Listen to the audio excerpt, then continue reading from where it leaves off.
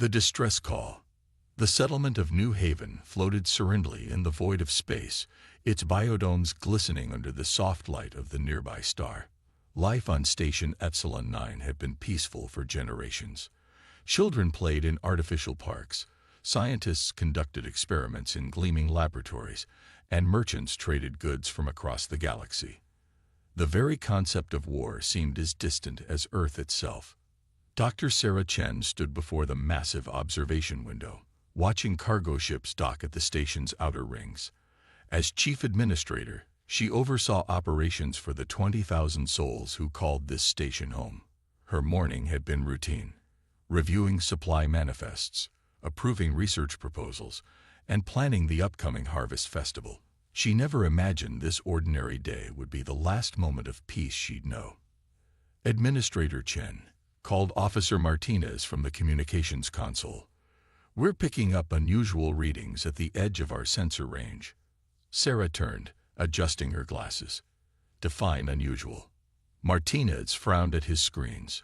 "Multiple contacts, moving fast. They're not responding to standard hails." His fingers danced across the holographic interface. "Wait, these energy signatures don't match anything in our database." A chill ran down Sarah's spine. She moved to the central command platform, activating the station's long-range sensors. What appeared on the main screen made her blood run cold. 37 ships, their dark hulls bristling with weapons, approached in perfect formation. Their design was utterly alien, angular and aggressive, nothing like the smooth, efficient vessels of known civilizations. "Sound General Alert," Sarah ordered, her voice steady despite the fear clawing at her chest. "Get all civilians to the inner shelters. Deploy our defense drones." The station's sirens wailed as screens throughout Epsilon 9 lit up with emergency protocols. Parents rushed children away from viewing ports, merchants abandoned their stalls, and security personnel scrambled to their posts. The peaceful morning had transformed into chaos. "Defense drones launching," reported Lieutenant Wong from the tactical station.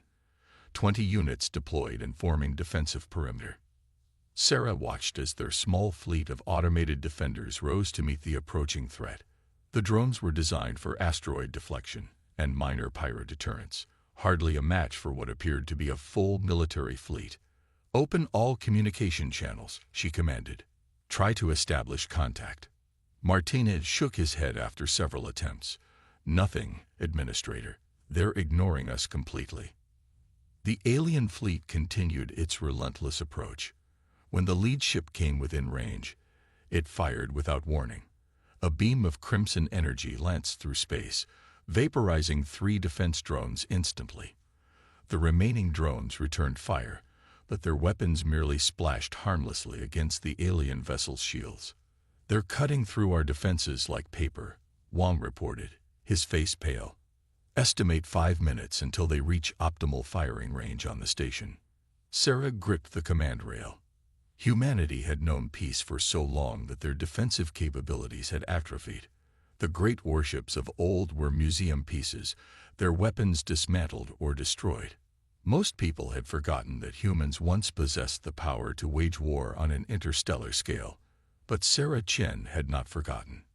As chief administrator, she had been entrusted with a secret, a last resort that previous administrators had passed down through generations. She had hoped never to use it. "Clear the command center," she ordered. Everyone except Martinez and Wong. Once the others had left, Sarah moved to a nondescript panel on the wall. She pressed her palm against it, and a hidden compartment slid open. Inside lay a small dust-covered device that looked ancient compared to the station's sleek technology. "What is that?" Martinez asked. "Something from a time when humanity knew how to fight," Sarah replied. She lifted the device carefully. It was surprisingly heavy, its surface marked with faded military insignia. During the Great Peace, not all weapons were destroyed. Some were hidden away, sleeping, waiting for a day when they might be needed again. She placed the device on the command console. It bore a simple inscription: "Project Sentinel. Emergency authorization only. The alien ships are destroying our last drones. Wang reported urgently. 2 minutes until they're in position to fire on the station. Sarah took a deep breath and pressed the activation button. The device hummed to life, its display showing a simple message. Emergency Protocol Omega. Confirm. She pressed her thumb to the biometric scanner. The device emitted a powerful signal that raced through subspace, seeking receivers that hadn't been active for over 3 centuries. Far away, in the forgotten reaches of the Orion Arm, something stirred. Hidden beneath the surface of a barren moon, ancient systems detected the signal.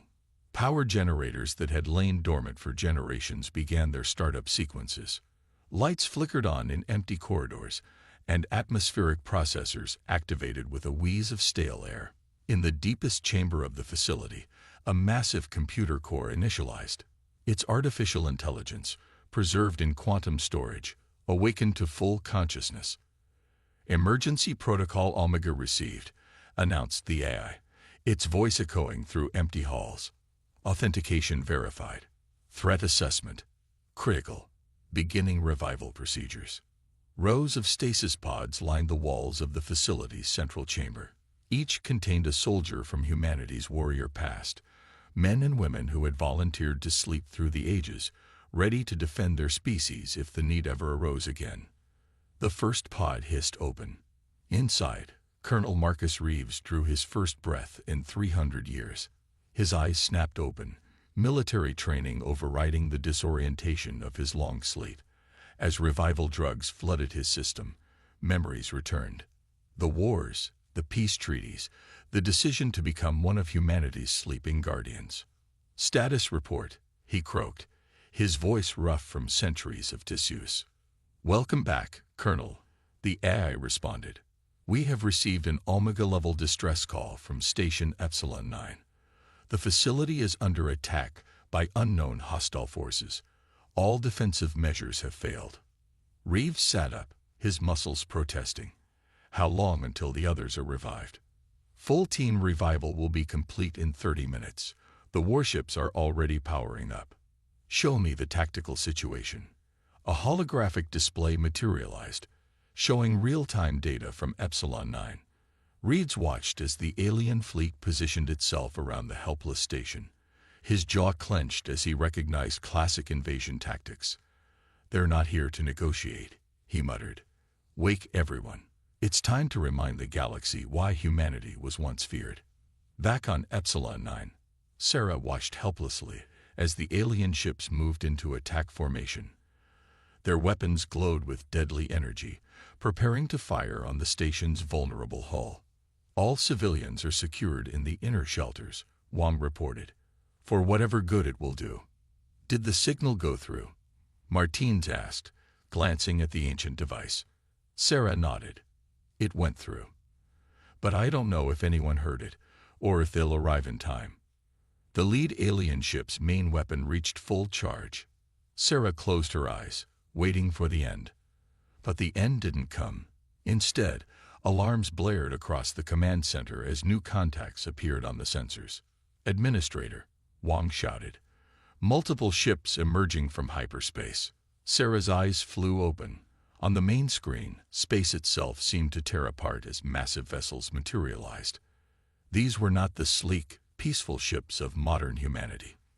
These were warships, angular, heavily armored behemoths bristling with weapons. Their hulls bore the markings of Earth's ancient military forces. The lead warship, a kilometer-long dreadnought, broadcast a message on all frequencies. This is Colonel Marcus Reeves of the Earth Defense Force. Alien vessels, you have 60 seconds to withdraw or be destroyed. For the first time, the aliens responded. Their message was brief. This territory belongs to the Krell Empire. Surrender or die. Reeves' reply was even shorter. Wrong answer. The ancient human warships opened fire. Beams of devastating energy struck the alien fleet, their advanced weapons making the station's defenses look like toys. The aliens returned fire, but their weapons barely scratched the warship's armor. Sarah watched in awe as the battle unfolded. The human ships fought with a precision and ferocity that seemed impossible. They moved like predators, coordinating their attacks to devastating effect. Within minutes, half the alien fleet was reduced to floating debris. The Krell commander, realizing they faced a far superior force, ordered a retreat. Their remaining ships flowed into hyperspace, leaving their dead behind. As the last alien vessel disappeared, Sarah's communication console activated. The image of Colonel Reeves appeared, a man with gray eyes that had seen too much war, wearing an ancient military uniform that somehow looked both outdated and terrifying. Station Epsilon 9. This is Colonel Reeves. Are you in need of assistance? Sarah found her voice. Colonel, your timing is impeccable. We owe you our lives. Reeves nodded solemnly. That's why we're here, Administrator. The sleepers have awakened, and the war machines of humanity are ready to defend our people once again. As the massive warships took up protective positions around the station, Sarah realized that the peaceful era they had known was over. The galaxy had forgotten humanity's martial past, but they were about to receive a harsh reminder. The ancient war machines had awakened, and they would not sleep again until their people were safe. The Krell Empire had made a grave mistake. They had awakened the sleeping giant, and now they would face the full might of humanity's forgotten warriors. Warriors of the past. Colonel Marcus Reeves stood on the bridge of the dreadnought Nemesis, gazing at the star-filled void beyond the viewport. His body still ached from the revival process, but his mind was sharp. 3 centuries of sleep had done nothing to dull his tactical instincts. Around him, his crew moved with purpose, their ancient uniforms a stark contrast to the modern aesthetic of Station Epsilon 9. All systems nominal, Colonel, reported Commander Lisa Nakamura, his second in command. The fleet is at full combat readiness. Reeves nodded, studying the tactical display. 5 dreadnoughts, 12 cruisers, and 20 destroyers formed a protective sphere around the station. Each ship represented the pinnacle of human military engineering from an age when survival meant strength. Have our guests arrived? He asked. Shuttle from Epsilon 9 is docking now, sir. Moments later, the bridge doors slid open to admit Administrator Chen and her senior staff. Their expressions mixed awe and apprehension as they took in the warship's interior. Where modern ships featured smooth lines and holographic interfaces, the Nemesis was all hard edges and physical controls. Built for war, not comfort. Welcome aboard the Nemesis, Reeves greeted them. I apologize for the Spartan accommodations. These ships were designed for function, not diplomacy. Sarah Chen stepped forward, extending her hand. Colonel Reeves, we owe you more than we can express. I'm Sarah Chen, Chief Administrator of Epsilon 9. Reeves shook her hand, noting her firm grip. You activated the Omega Protocol. That took courage. Most would have surrendered. Surrender wasn't an option. Sarah replied. Those aliens, the Krell, they weren't here to negotiate. Their first act was to open fire.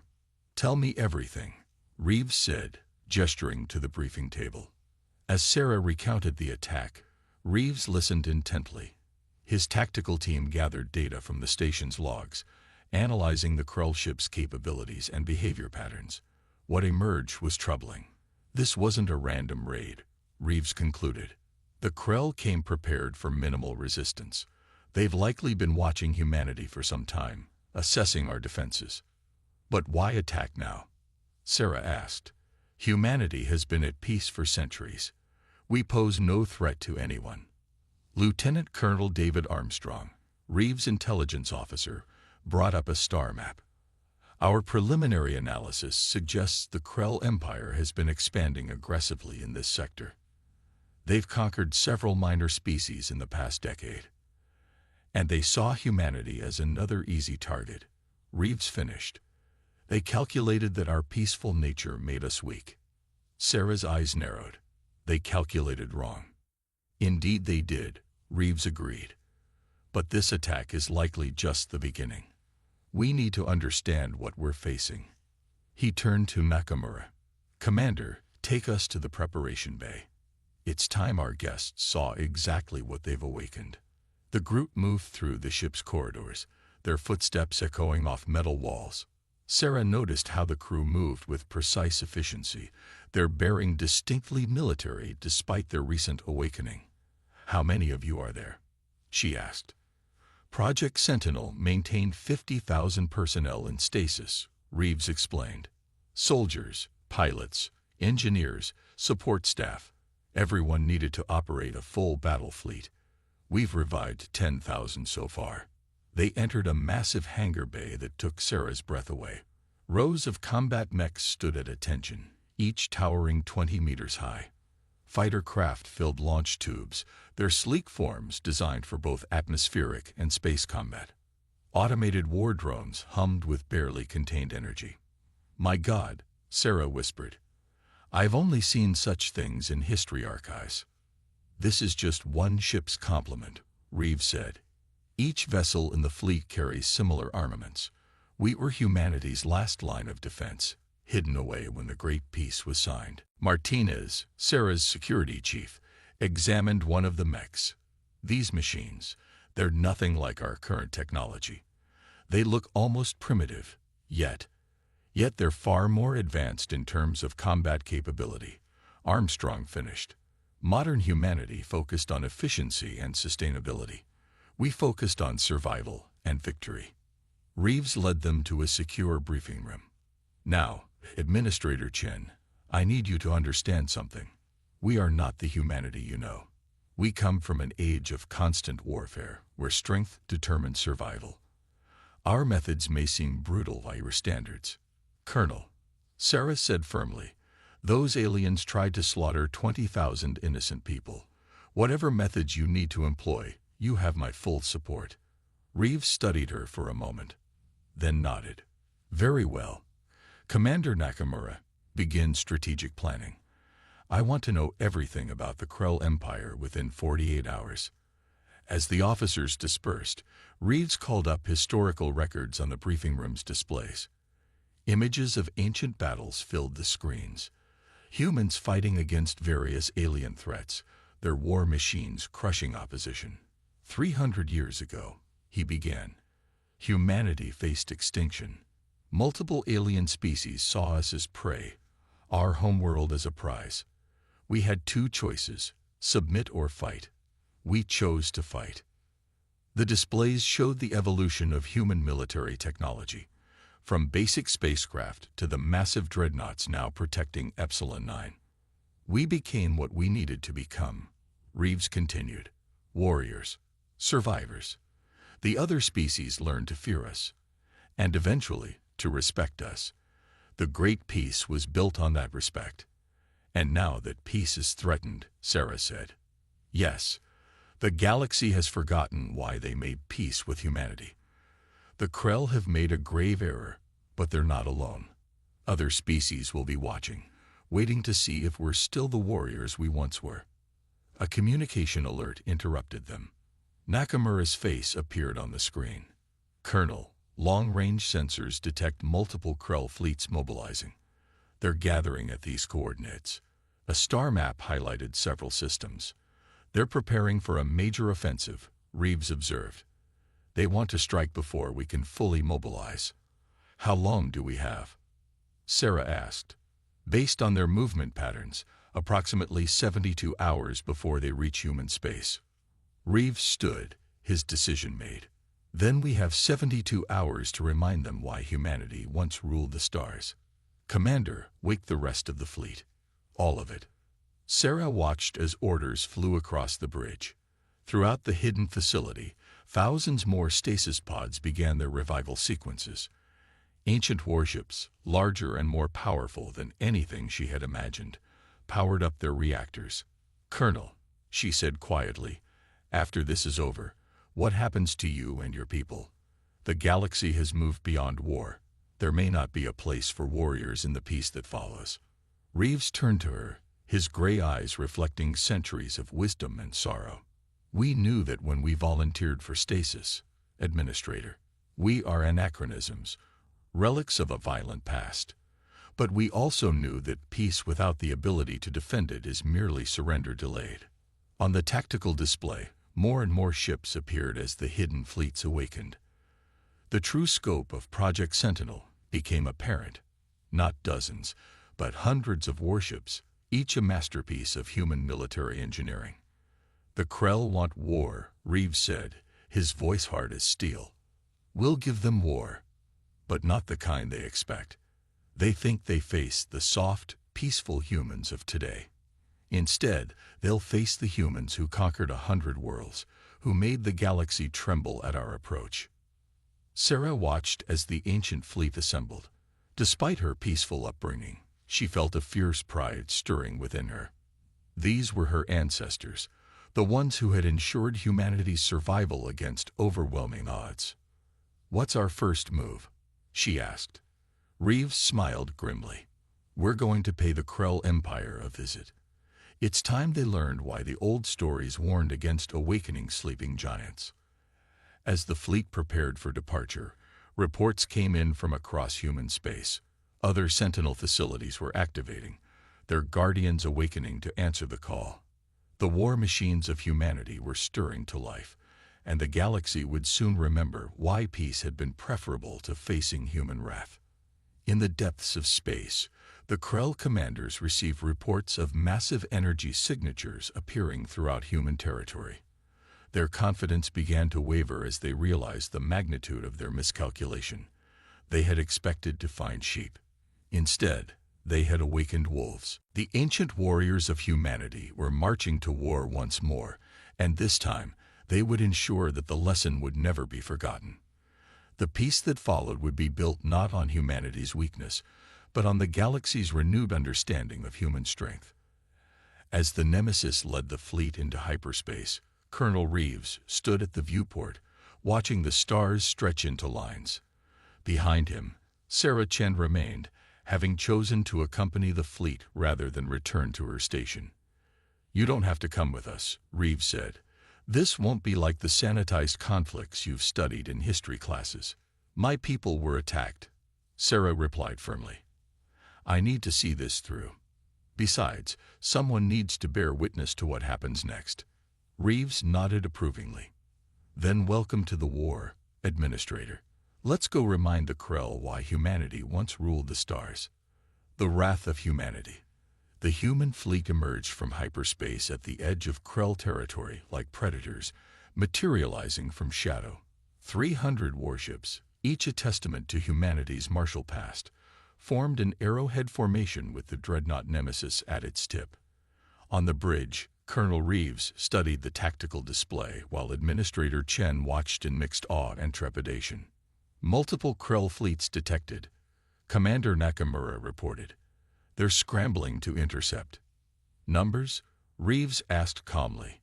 "Approximately 500 vessels, sir. They outnumber us, but their ships are smaller and less heavily armed." Reeves nodded. "They're used to overwhelming their opponents with numbers. They've never faced true warships." He turned to his crew. "Battle stations. Deploy fighter screens and activate all weapons systems." The bridge hummed with activity as ancient protocols were executed with precision.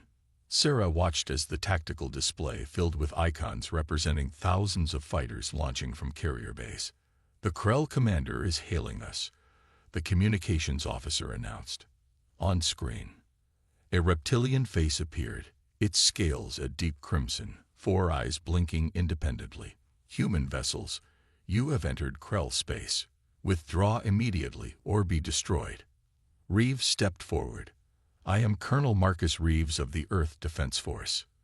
Your empire attacked a human station without provocation. You have one opportunity to surrender unconditionally." The Krell commander's scales shifted to a darker shade. "Surrender. We are the Krell Empire. We have conquered a dozen species. Your pathetic fleet will be added to our collection of victories." "So be it," Reeves replied, cutting the transmission. "All ships, execute attack pattern Omega-7. The human fleet moved with choreographed precision. Dreadnoughts formed the center, their massive guns charging. Cruisers took flanking positions while destroyers darted forward at skirmishers. The Krell fleet, accustomed to facing disorganized resistance, struggled to respond to the coordinated assault. "Fire," Reeves ordered. Space erupted in violence. The dreadnought's main batteries unleashed beams of concentrated energy that punched through Krell shields like paper. Secondary batteries filled the void with streams of plasma, while missile pods launched swarms of guided warheads. The Krell returned fire, but their weapons were designed for subjugating primitive species, not engaging peer opponents.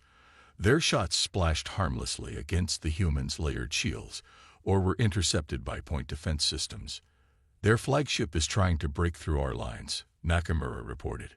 "Let them come," Reeves said. "Show them what happens when you wake the beast." The Krell flagship, twice the size of its escorts, charged toward the Nemesis. Its weapons blazed, confident in its superiority. But as it closed range, the dreadnought's true capabilities were revealed. The Nemesis's bow split open, revealing a weapon that hadn't been fired in 3 centuries. A graviton lance. The weapon hummed with power, distorting space around it. "Graviton lance charge," the weapons officer reported. "Fire." A beam of impossible darkness lanced out, striking the Krell flagship. For a moment, nothing seemed to happen. Then the alien vessel imploded, crushed by its own mass as localized gravity increased 1,000-fold. The wreckage collapsed into a sphere no larger than a shuttle before exploding outward in a shower of debris. The Krell fleet's coordination shattered. Ships broke formation, some attempting to flee while others pressed desperate attacks. But the human fleet was relentless. Fighter squadrons swept through the chaos, targeting engines and weapons. Destroyers hunted down fleeing vessels while cruisers methodically eliminated pockets of resistance. Sarah watched the one-sided battle with a mix of horror and fascination. "This isn't a battle," she whispered. "It's an execution." "No," Reeves corrected. "This is a lesson. One the galaxy needs to relearn." Within an hour, the Krell fleet was decimated. Survivors fled in all directions, carrying tales of humanity's resurgence. But Reeves wasn't finished. "Set course for the Krell homeworld," he ordered. "Maximum speed." "Colonel," Sarah interjected, "surely we've made our point. We've defeated their fleet." Reeves turned to her, his expression grave. "Administrator, you've lived in peace so long you've forgotten how war works. If we stop now, they'll rebuild and attack again. We must ensure they never threaten humanity again." The fleet jumped to hyperspace, emerging hours later above the Krell homeworld. The planet was defended by orbital platforms and a reserve fleet, but they might as well have been toys against the human armada. Broadcasting on all frequencies, Reeves announced, "Krell Empire, this is Colonel Marcus Reeves. Your unprovoked attack on humanity has awakened forces you cannot comprehend. Surrender now, or face the consequences." The response came not from the military, but from the Krell civilian government. An elderly Krell, scales pale with age, appeared on screen. "Please," the elder begged, "we surrender. The military acted without our knowledge. Spare our world." Reeves studied the elder carefully. "You will dismantle your military. You will pay reparations to humanity. And you will spread word throughout the galaxy. Humanity's patience has limits. Cross them at your peril." "Yes, yes, anything," the elder agreed. "Just please, no more death." Reeves nodded and closed the channel. He turned to Sarah. "Now you see why we were hidden away. We are not diplomats or peacemakers. We are the sword and shield of humanity, to be used only when all else fails." Sarah looked at the Krell homeworld, its defenders standing down. "Will they keep their word?" "They will," Reeves assured her, "because they know we're watching. And they know what happens if they break it." Over the following weeks, news of humanity's military resurgence spread throughout the galaxy. Species that had grown bold during humanity's peaceful era suddenly rediscovered caution. Diplomatic channels that had been cold for decades reopened as various empires sought to reaffirm old treaties. The human fleet returned to Station Epsilon 9, where they were greeted as heroes. But Reeves knew their work wasn't finished. "What happens now?" Sarah asked as they stood on the observation deck, watching the fleet at anchor. Now we rebuild humanity's defenses, Reeves replied. Not to wage war, but to prevent it. The galaxy has been reminded that humanity can be peaceful by choice, not necessity. And you? Will you return to stasis? Reeves shook his head. Some of us will remain active, training a new generation of defenders. Others will return to sleep, ready to wake if needed again. Project Sentinel continues, but now the galaxy knows we exist. Sarah nodded thoughtfully. You've changed everything. The peace we knew is over. No, Reeves corrected gently. The illusion of peace is over. True peace comes from strength, from the ability to defend what matters. Your generation will learn this lesson, as mine did long ago. In the months that followed, humanity entered a new era. The ancient warships became the core of a revitalized defense force. While modern technology was adapted for military applications, young men and women volunteered to learn from the awakened warriors, bridging the gap between past and present. The Krell kept their word, dismantling their military and paying reparations. Other aggressive species took note, adjusting their expansion plans to avoid human space. The galaxy had been reminded that humanity's peaceful nature was a choice, not a weakness. On the first anniversary of the attack on Epsilon 9, a memorial was unveiled. It bore the images of the ancient warriors who had answered the call, along with a simple inscription: Peace through strength, freedom through vigilance. Colonel Reeves stood before the memorial, Sarah Chen at his side. Around them gathered citizens, soldiers old and new, and diplomatic representatives from dozens of species.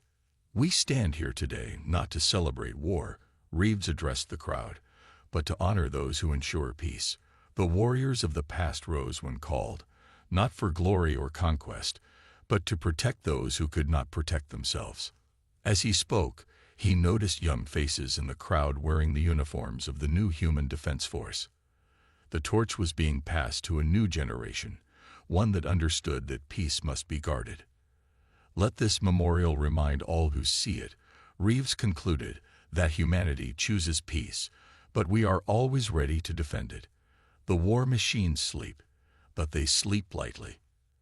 As the ceremony ended, Sarah turned to Reeves. Thank you, Colonel, for everything. Reeves smiled, the first genuine smile she had seen from him. Thank you, Administrator, for having the courage to wake us. The galaxy is safer because you did. In the depths of space, the ancient warships maintained their vigil. Some returned to hidden bases, their crews entering stasis once more. Others remained active, patrolling the borders of human space. The galaxy had learned its lesson.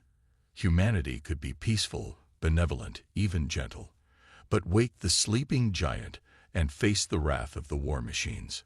The ancient warriors had fulfilled their purpose, ensuring that humanity's future would be one of peace through strength, not weakness through naivety. And somewhere in the void, other sentinel bases waited, ready to wake if the call came again. For in the end, the greatest victory was not in the battles won, but in the wars prevented by the mere knowledge that humanity's ancient guardians stood ready to defend their people, now and always. The mockery and the secret. 200 years had passed since the day that changed everything. Dr. Sarah Chen stood in the observation deck of the hidden research facility, watching the Pacific Ocean stretch endlessly toward the horizon. Below the waves, 3 kilometers down in the Mariana Trench, lay the discovery that would reshape humanity's destiny. She remembered the stories her grandmother had told her about that fateful day when the Galactic Council first arrived at Earth. The massive ships had appeared without warning, their hulls gleaming like silver mirrors against the black of space. Humanity had been so excited, so hopeful. First contact with alien civilizations meant they were no longer alone in the universe. The meeting had taken place in Geneva, with world leaders gathered to welcome Earth into the galactic community. The council representatives were impressive beings, The Zephyrians stood tall and elegant, their crystalline skin refracting light in rainbow patterns. The Corvin delegation moved with mechanical precision, their cybernetic enhancements gleaming under the conference room lights. The Thrakari ambassador floated in a containment field, its gaseous form shifting between colors that had no names in human language. But the excitement had died quickly. "Your species shows promise," High Chancellor Vextai had said, his voice carrying the authority of 1,000 worlds. "But your technology is centuries behind acceptable standards. Your ships cannot even breach the speed of light. Your weapons are chemical-based projectiles. Your computing systems are binary and slow." The laughter that followed still echoed. In human memory, it wasn't cruel laughter, which might have been easier to bear. It was the gentle, patronizing laughter of adults watching children play with toy blocks. "Perhaps in 300 or 400 years, when you have developed proper technology, we might reconsider," Vextai had continued. "Until then, we must classify Earth as a pre-contact civilization. We will place monitoring stations at the edge of your system, but direct contact is forbidden." The delegation had departed the next day, leaving behind only a warning.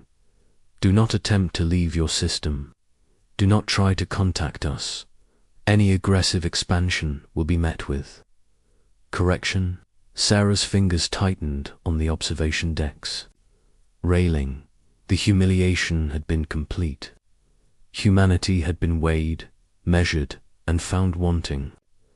News broadcasts around the world had shown the alien ships departing, their engines creating beautiful aurora displays as they jumped to faster-than-light speeds that humans could only dream of achieving. But something had changed in humanity. That day, the mocking laughter had planted a seed of determination that grew in the darkness. Within a year, every space program on Earth had been quietly nationalized. Satellites were decommissioned, space stations abandoned, and all traces of human expansion beyond the atmosphere systematically erased. To any watching alien sensors, it appeared that humanity had given up on space exploration entirely. The truth was far different. Dr. James Harper, Sarah's predecessor and mentor, had been the first to propose the Deep Earth Initiative. "If they're watching the skies," he had said, "then we go the other direction. We dig deeper than any species has ever thought to look." The project had taken 50 years to complete, using advanced drilling technology developed in secret. Humanity had carved research facilities into the deepest parts of Earth's crust. The Mariana facility, where Sarah now worked, was the crown jewel, a massive complex built into the walls of the deepest trench on the planet.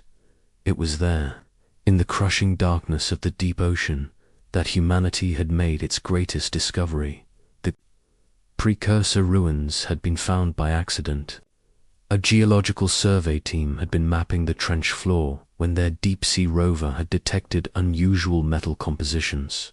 What they found changed everything. The structure was ancient beyond measure, its walls carved from materials that human science couldn't identify.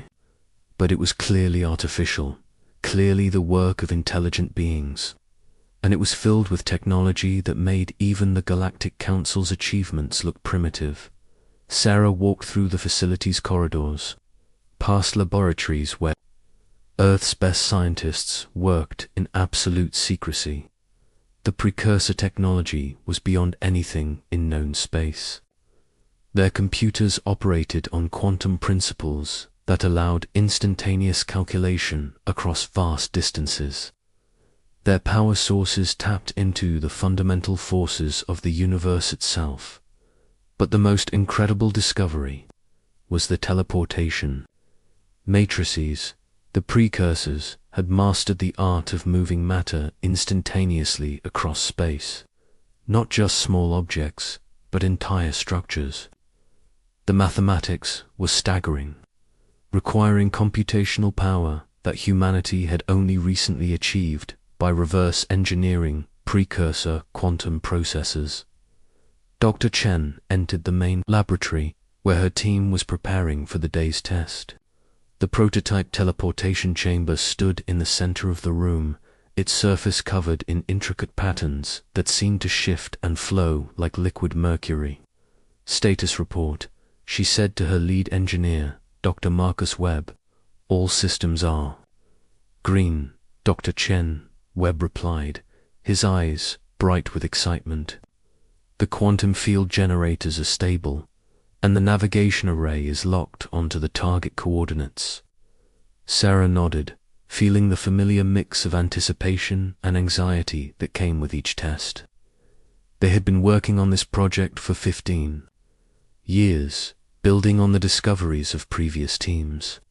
The early experiments had been promising but small scale. They had successfully teleported individual atoms, then molecules, then small objects. But today's test was different. Today, they would attempt to teleport their first full-scale prototype, a 20-meter spacecraft equipped with its own teleportation. "Matrix, initiate the sequence," Sarah ordered. The chamber began to hum with power. The precursor patterns on its surface grew brighter, cycling through colors that human eyes had never seen before. The ship inside began to shimmer, its solid form becoming translucent, and then, in an instant, it was gone. "Telemetry confirms successful translation," Webb reported, his voice barely containing his excitement. "The ship has appeared at the target. Coordinates 200 kilometers away. All systems are functioning normally." Sarah allowed herself a moment of triumph. They had done it. Humanity had mastered interstellar teleportation technology, but their celebration was interrupted by an urgent alarm. Admiral James Torres, the military liaison to the project, strode into the laboratory with grim determination. "Dr. Chen," he said, his voice tight with concern, "we have a problem. Our deep space monitoring stations have detected massive fleet movements in the outer system. The Galactic Council is mobilizing for war." Sarah felt her blood turn cold. "War against whom?" "Against us," Torres replied. "Intelligence suggests they've grown concerned about our technological stagnation. They've decided that Earth represents a potential threat to galactic stability. They're planning a preemptive strike." The weight of the situation settled on Sarah's shoulders. For 2 centuries, humanity had played the part of the primitive, harmless species. They had hidden their greatest achievements in the deepest places on Earth, working in secret while the galaxy forgot about them. But now the masquerade was ending. "How long do we have?" she asked. "Our scouts estimate 6 months before the Council." "Fleet arrives," Torres said. "They're bringing everything. Dreadnoughts, planetary bombardment ships, an entire armada designed to eliminate what they see as a developing threat." Sarah looked around the laboratory at the faces of her team. These were the men and women who had dedicated their lives to this moment. They had worked in darkness and secrecy, knowing that the future of their species might depend on their success. "Then we'd better get to work," she said. "How many ships can we have ready?" Admiral Torres smiled grimly. "We've been preparing for this day for decades. Dr. Chen, the shipyards in the Atlantic Deep facility have been working around the clock. We have 200 vessels ready for deployment, each equipped with precursor teleportation technology." Sarah's eyes widened. She had known about the military applications of their research, but she hadn't realized the scale of the operation. 200 ships, she whispered, each one capable of appearing anywhere in the galaxy instantly, Torres continued. Each one armed with weapons that the Council has never seen before. They think they're coming to destroy a primitive civilization. He paused, looking out at the dark ocean beyond the facility's windows. They have no idea what's waiting for them. The next 6 months passed in a blur of activity. The deep Earth facilities hummed with purpose as humanity's secret navy prepared for the greatest battle in their history. The ships were unlike anything that had ever existed. Sleek and deadly, they were built around the precursor teleportation, matrices allowing them to appear and disappear at will. Sarah worked tirelessly, fine-tuning the teleportation systems and training the crews who would operate them. These were volunteers, men and women who understood that they were about to make history. As the deadline approached, she found herself standing once again on the observation deck, watching the sun set over the Pacific, somewhere out there beyond, the edge of the solar system. The Galactic Council's fleet was preparing for what they thought would be a simple extermination mission. They were about to learn just how wrong they were. Admiral Torres joined her, his expression serious but confident. Asterisk. "Are you ready, Dr. Chen?" he asked. Sarah looked at the peaceful ocean, knowing that in a few hours everything would change. Humanity would finally reveal itself to the galaxy, not as the primitive species they had pretended to be, but as inheritors of technology that predated the Council itself. "We've been ready for 200 years, she replied. "Let's show them what humans can do when they're underestimated." Asterisk the Reckoning. High Chancellor Vextai stood on the bridge of the Galactic Council flagship Infinite Justice, watching the blue planet grow larger on the main display. Earth looked exactly as he remembered it from 2 centuries ago, peaceful and primitive. The monitoring stations at the edge of the system confirmed what the Council had long suspected. Humanity had made no significant technological progress. No new satellites, no deep space vessels, no signs of advanced civilization, perfect for what came next. "Fleet status report," he commanded, his crystalline skin reflecting the bridge lights in sharp rainbow patterns. Commander Throkevel, a massive Corvan with multiple cybernetic limbs, turned from his console. "All ships are in position, High Chancellor. 3,000 vessels arrayed in standard cleansing formation. Dreadnoughts ready for planetary bombardment. Strike cruisers prepared for orbital cleanup. The human military installations we detected are primitive at best." Vexti nodded with satisfaction. The decision to eliminate Earth had not been made lightly. But intelligence reports suggested that humanity was developing along concerning lines. Their population had grown significantly, and there were signs of underground industrial activity that could pose a future threat to galactic stability.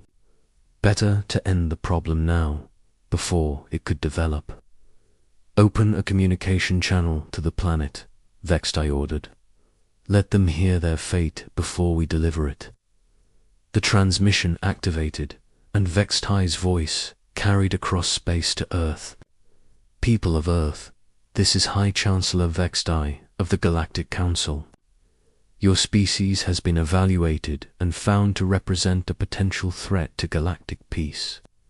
By order of the Council, your planet will be cleansed of intelligent life within the next standard hour. This action is taken for the greater good of all civilized species." He closed the channel and turned to his weapons officer. "Charge the main batteries. Begin with the major population centers." But as the Council fleet prepared to commence their attack, something unexpected happened. On Earth, in the hidden depths of the Pacific facility, Admiral Torres stood before a massive tactical display showing the positions of every Council ship. The enemy had spread their fleet across a wide area, confident in their overwhelming superiority. It was exactly what humanity had hoped for. "All ships report ready. his communications officer announced. Teleportation matrices are charged and targeting solutions are locked. Torres looked around the command center at the faces of his staff. These were the people who had worked in secret for decades, preparing for this moment. They understood the weight of what they were about to do. "Ladies and gentlemen," he said, his voice carrying across the facility, "for 200 years. The galaxy has seen us as nothing more than primitive animals. Today, we show them who we really are. Operation Silent Thunder is now active. All ships, execute." In orbit above Earth, reality itself seemed to tear apart. The Council fleet, spread across thousands of kilometers, suddenly found themselves facing an impossible sight. Human ships, sleek and deadly, materialized directly within their formations, not approaching from a distance, not dropping out of hyperspace, but simply appearing as if they had always been there. Commander Throckevel stared at his displays in shock. Impossible. Where did they come from? Our sensors showed nothing. But before anyone could answer, the human ships opened fire. The weapons they used were unlike anything the Council had ever encountered. Instead of energy beams or projectiles, they fired concentrated bursts of quantum energy that seemed to phase through shields and armor as if they didn't exist. Council ships began exploding throughout the fleet, their hulls torn apart by forces that their technology couldn't even detect, let alone defend against. "Evasive action," Vextai shouted, but his orders were futile. How could they evade an enemy that could appear anywhere at will? A human destroyer materialized directly off the Infinite Justice's port bow, close enough that Vextai could see the details of its hull through the bridge windows. The ship was beautiful in its deadly simplicity, its surface covered in patterns that seemed to shift and flow like liquid metal. Incoming transmission from the human vessel, the communications officer reported, his voice shaking. "Put it through," Vextai ordered, his mind struggling to process what was happening. The face that appeared on the main screen was human, but there was something different about it. The woman's eyes held a confidence and knowledge that Vextai had only seen in the most advanced species. This was not the primitive being he had expected. "Hi, Chancellor," the human said, her voice calm and professional. "I am Captain Elena Vasquez of the Terran Defense Fleet. You have entered our system with hostile intent. You will stand down immediately." "This is impossible," Vextai sputtered. "Your species barely understands spaceflight. How are you doing this?" Captain Vasquez smiled, and there was something chilling in her expression. 200 years ago, you laughed at our primitive technology. You told us we weren't worthy of joining the galactic community. What you didn't realize is that we took your words to heart. Around the battlefield, more human ships continued to appear and disappear at will, striking Council vessels and vanishing before return fire could be coordinated. The mighty Galactic Council fleet, which had conquered 1,000 worlds, was being torn apart by an enemy they had dismissed as insignificant. "While you were busy ruling your empire," Vasquez continued, "we were digging deeper than you ever thought to look. We found something in the depths of our world, something older than your civilization, older than any known species. The precursors left us a gift, Chancellor. They left us the keys to technology that makes your achievements look like children's toys." A massive Council dreadnought exploded in the distance, its hull split open by quantum fire. The shockwave reached the infinite. Just as seconds later, rattling the bridge. "You want to see primitive?" Vasquez asked, her smile growing wider.